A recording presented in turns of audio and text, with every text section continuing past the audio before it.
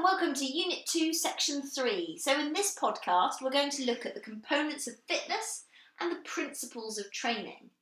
So far in this unit, we've looked at what constitutes a healthy lifestyle and what adaptations take place to exercise. So now we can move on to the components of fitness and then the principles of training.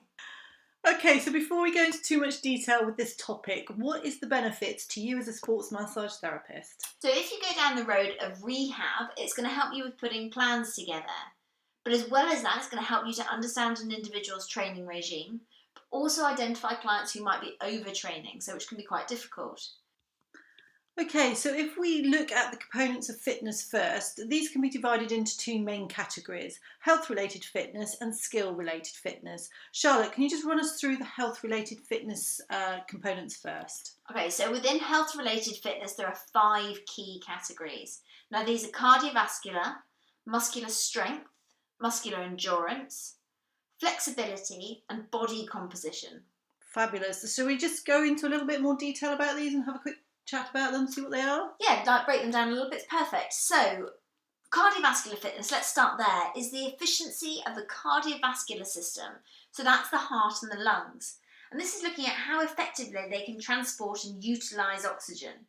Now, the fitter you are cardiovascularly, the easier this is and the less effort the system must put in when there's an increased demand, so when you start exercising. Okay, next up is muscle strength. And when I was younger, this was probably my thing. So this is normally measured as a marker with the 1 rep max, 1 RM. So this is the maximum amount of force a muscle or group of muscles can produce in one movement. You would rarely train this way, but you use it as a marker to see, as your benchmark to see when you're getting stronger. The benefits of muscle training and strength is the general day-to-day tasks become much easier, and you find things, moving furniture and stuff like that, housework's so much easier to do. Certainly can be if you do it. Yeah. So muscular endurance then is the ability of a muscle or group of muscles to work repeatedly, normally submaximally, without fatiguing. Again, this will make general day-to-day tasks much easier. So carrying, shopping, working in the garden, you're just not going to get so tired doing it. Cool. Next is flexibility. So this is the range of movement at a joint. This is often forgotten by people when they do their training, but it is really important because it can make your daily activities so much more easy, especially as you start to get older and joints start to lose that range. By doing flexibility work, you can maintain it much longer. Can even just be as basic as putting your socks on. It can, can't it? So the final component of health-related fitness is body composition. And this is the makeup of the body, so the balance or percentage between fat, bone and muscle. So muscle takes up less space than fat, so 2 people can be the same weight and height, but can look very different depending on their body composition. Clearly, you shouldn't carry too much body fat, but it's also an important component of the body, and it's actually required. So just striking a balance between too much or too little fat can carry health risks. So we measure body fat as a percentage typically, with some methods of measurement more accurate than others. So some might be sort of home specialised scales, also a DEXA scanner. So a healthy or recommended fat percentage will be different between different groups of people and depend on factors such as gender, age and ethnicity. And how many cookies you eat. That is a big important factor. Okay, so that's health-related fitness. Now look at skill-related fitness. So there are 6 in this category. So you've got speed, power, reaction time, coordination, balance and agility. So the first component is speed, and that is about how quickly you can move. So that might be how quickly you can move your legs for a runner, or how quickly you can move your arm when you're bowling in cricket. So lots of sports will require speed in one way or another. Next up is power. So this is 2 other components put together. This is speed and strength. Power is an explosive force. So a good example of this is a sprinter coming out of the blocks, the explosive lifting up of their body, weight and accelerating forward. So next up is reaction time. So this is again divided into 2 categories. So simple reaction time and choice reaction time. Now simple reaction time is hardwired into the body, can't be changed. So this is your arc reflex. How quickly do you drop a hot pan? So some people will have a quicker, simple reaction time than others. Choice reflex is your decision to do something.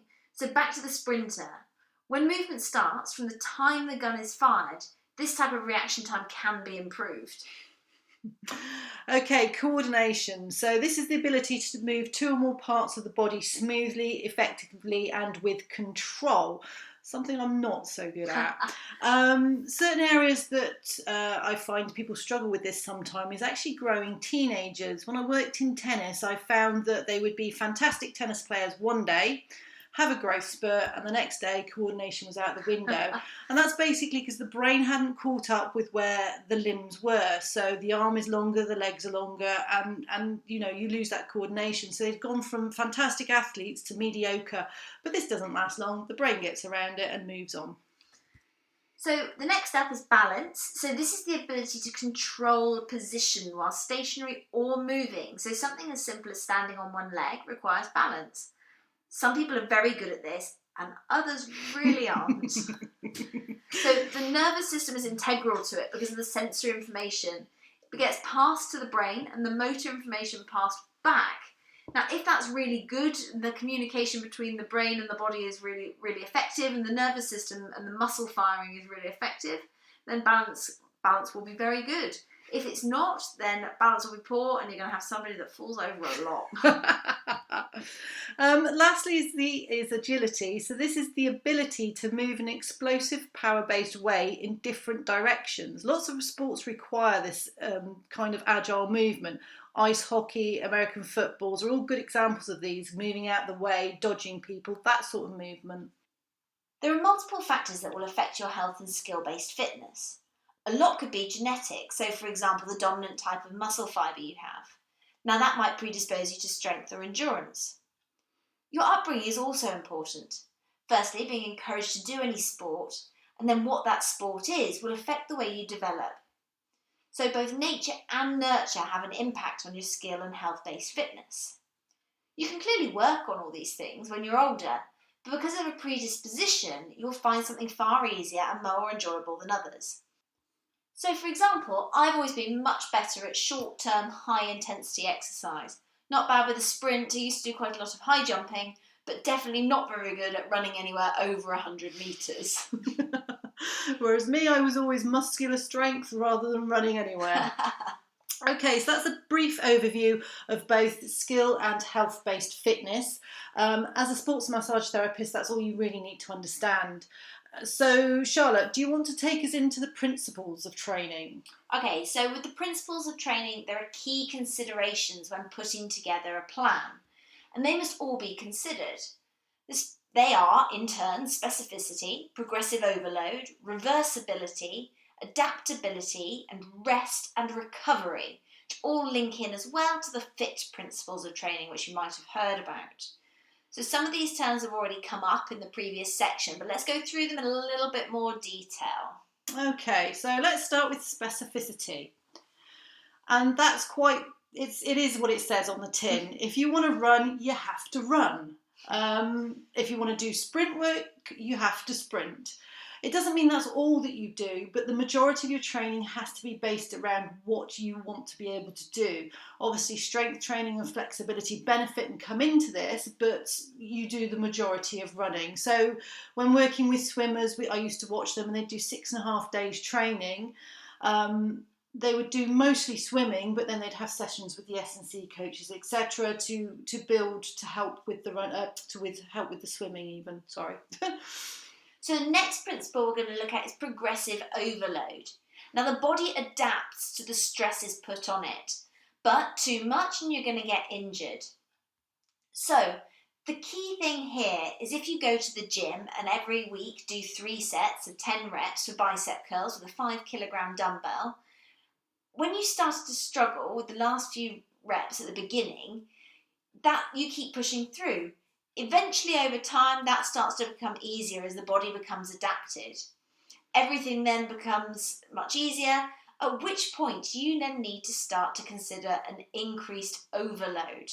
So perhaps you increase the number of reps, the number of sets, or perhaps the weight, all of which will maintain overload. You continue to place a demand on the body with a little stress. You're not going and suddenly increasing it to 500 reps.